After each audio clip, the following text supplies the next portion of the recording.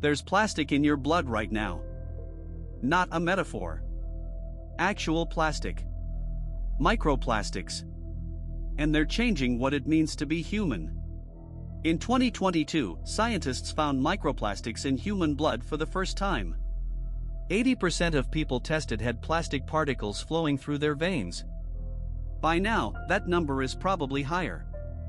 These aren't big pieces. They're microscopic. Smaller than a grain of sand. But they're everywhere.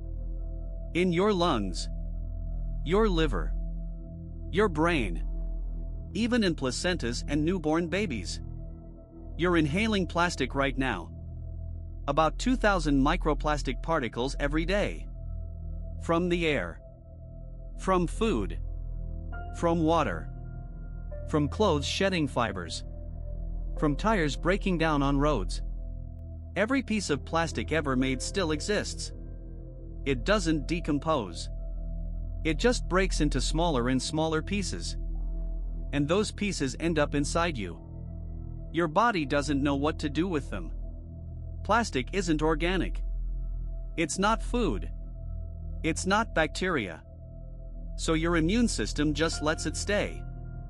Floating in your bloodstream. Embedding in your organs. Scientists are finding links to inflammation, hormone disruption, fertility problems, even cancer. But the full effects? We don't know yet. Because we're the experiment. Here's the terrifying part. We can't stop it. Even if we ban all plastic tomorrow, there's already enough in the environment to contaminate us for centuries. You drink from a plastic bottle? Microplastics. You eat seafood? They're full of it. You breathe in a city? Plastic dust. You wear synthetic clothes? Plastic fibers shedding into your skin. Every generation has more plastic in their bodies than the last. Your children will have more than you. Their children will have even more.